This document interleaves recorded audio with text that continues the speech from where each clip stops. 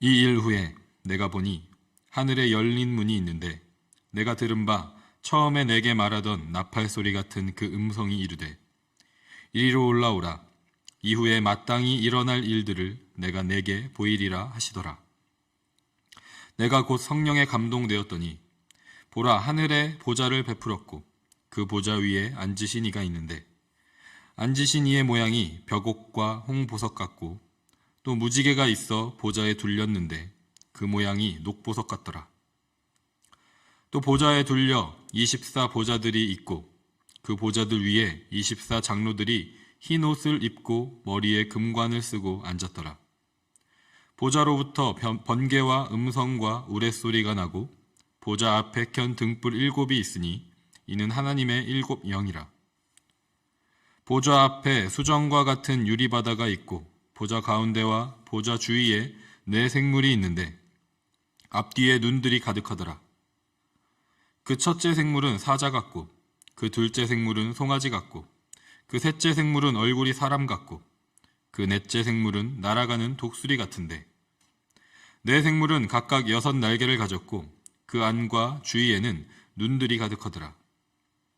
그들이 밤낮 쉬지 않고 이르기를 거룩하다 거룩하다 거룩하다 주 하나님 곧 전능하신 이여 전에도 계셨고 이제도 계시고 장차 오실 이시라 하고 그 생물들이 보좌에 앉으사 세세토록 살아계시는 이에게 영광과 존귀와 감사를 돌릴 때에 24 장로들이 보좌에 앉으신 이 앞에 엎드려 세세토록 살아계시는 이에게 경배하고 자기의 관을 보좌 앞에 드리며 이르되 우리 주 하나님이여 영광과 존귀와 권능을 받으시는 것이 합당하오니 주께서 만물을 지으신지라 만물이 주의 뜻대로 있었고 또 지음을 받았나이다 하더라. 아멘. 소아시아 7 교회에게 편지를 통해서 말씀하신 주님께서 이제 요한에게 환상을 보여주십니다. 요한의 눈앞에 하늘로 열린 문이 보였습니다. 그리고 그 문을 통해서 올라오라는 주님의 나팔 소리 같은 음성이 들렸습니다. 그리고는 앞으로 마땅히 일어날 일들에 대해서 요한에게 보여주시겠다고 하십니다. 이제 반드시 일어날 것이고 일어나야만 하는 일이 있다고 주님께서 말씀하십니다. 그 일이 무엇인지를 오늘 본문 말씀을 통해서 우리가 함께 읽었는데 자세히 묵상하기에 앞서서 생각해 볼 것이 있습니다. 이제 이후에 앞으로 마땅히 일어날 일들이 있다면 이전에 그 대신 일어나고 있었던 일들은 무엇일까요? 앞으로의 일들은 반드시 일어나야만 하는 일들인데 그렇다면 이전과는 다르게 변화된 모습을 기대하게 하는 말씀으로 들립니다. 마땅히 일어났어야 할 일이 아닌 그 이전에 일어나고 있었던 일들은 무엇일까요? 당시는 우리가 잘 알고 있는 것처럼 로마 제국이 통치하는 세상이었습니다. 그래서 교회 밖에서는 로마 황제와 로마의 신들을 숭배하는 것이 삶에서 매우 중요한 일상이었습니다. 당시의 세상은 지금 우리가 사는 시대와 달리 정치 체계와 종교가 뗄래야 뗄 수 없는 관계에 있었고 로마 제국 안에서 사는 사람이라면 누구나 로마 황제를 숭배해야만 하는 그 종교적인 활동으로 황제에 대한 충성심을 보여야만 모든 사회활동과 경제활동이 가능했던 세상이었습니다. 그래서 교회 밖에서는 로마 제국의 황제를 숭배하는 일이 아주 자연스럽고 공공연하게 일어나고 있었습니다. 그렇다면 교회 안에서는 무슨 일이 일어나고 있었을까요? 어제까지 함께 묵상한 소아시아의 7 교회에 대해 주님께서 말씀하신 내용을 통해서 우리는 교회 안에서 무슨 일들이 일어나고 있었는지를 알 수 있었습니다. 교회 밖에서는 로마 황제 숭배가 일어나고 있었지만 교회는 주님을 예배했습니다. 환난과 박해 속에서도 참고 견디고 인내하는 모습들이 있었습니다. 사회 경제 활동이 막혀서 가난했지만 주 안에서 부요했습니다. 충성되게 주님만 섬기면서 순교를 당하기까지 믿음을 지키는 모습들이 있었습니다.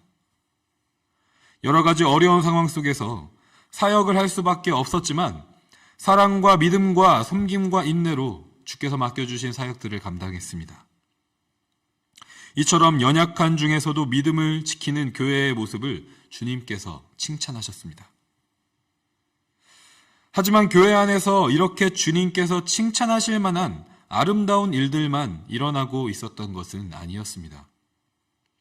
주님을 향한 첫사랑, 그 열정을 버린 모습, 세상의 가치관과 사탄의 교훈을 받아들여서 우상을 숭배하고 음행하는 모습, 생명의 능력이 없이 교회의 이름만 남아있는 모습, 미지근하게 쓸모가 없어졌음에도 세상의 부요함에 만족하면서 주님을 갈망하지 않는 모습.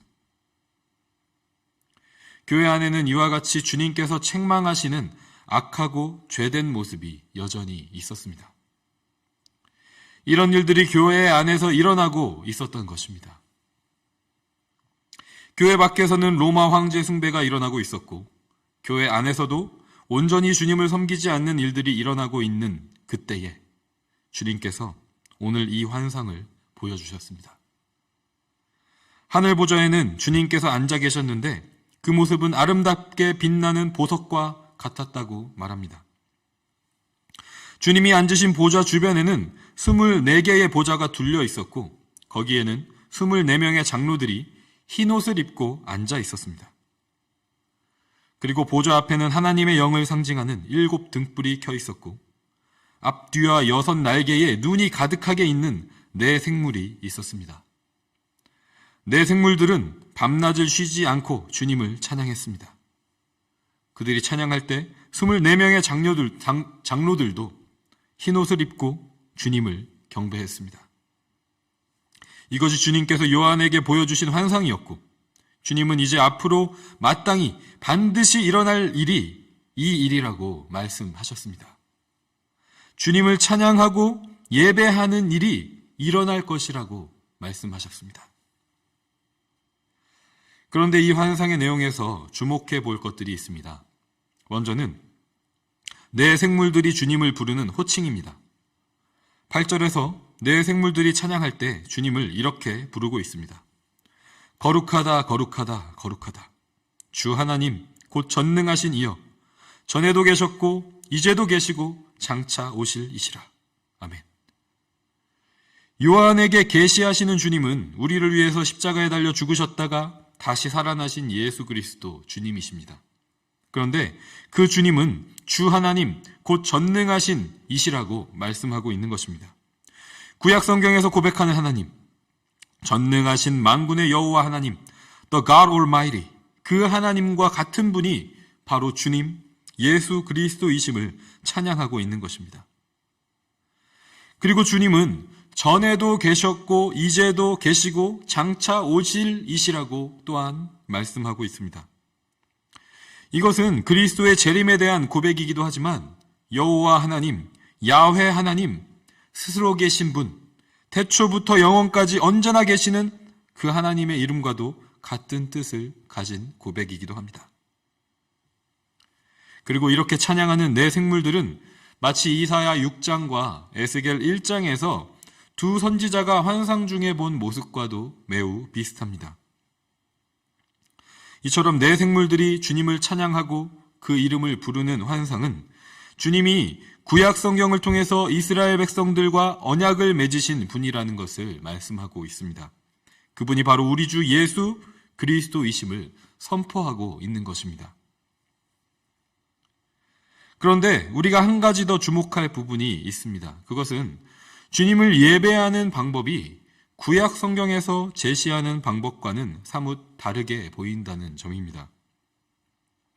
사실 오늘 본문에서 주님을 예배하는 모습은 로마 황제를 숭배하던 모습과 매우 비슷합니다.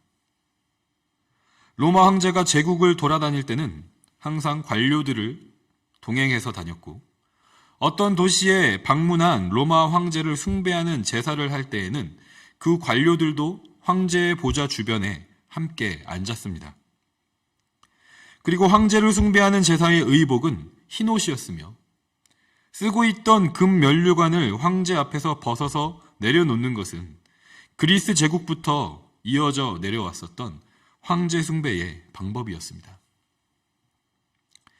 이 환상을 본 요한과 이 환상의 내용을 읽고 듣게 된 초대교회 성도들은 어땠을까요?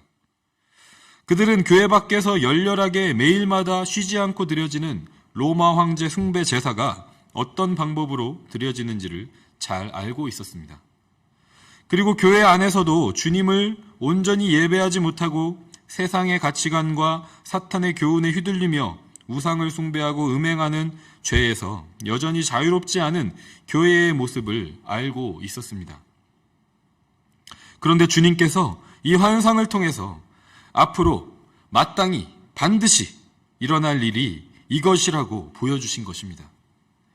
교회 밖에서도 교회 안에서도 오직 하나님만 예배받으시는 일이 일어날 것이라고 말씀하고 계신 것입니다.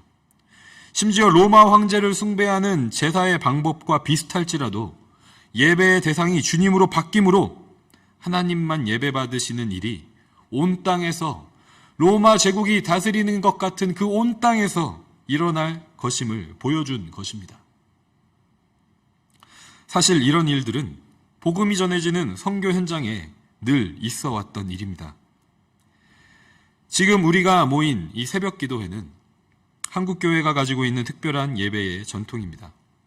물론 교회의 역사에도 새벽에 예배하고 기도하는 전통들이 있어 왔지만 이 시대의 한국교회처럼 새벽 기도를 중요하게 여기고 그 안에서 은혜를 누리는 전통은 사실 찾아보기가 힘든 것 같습니다.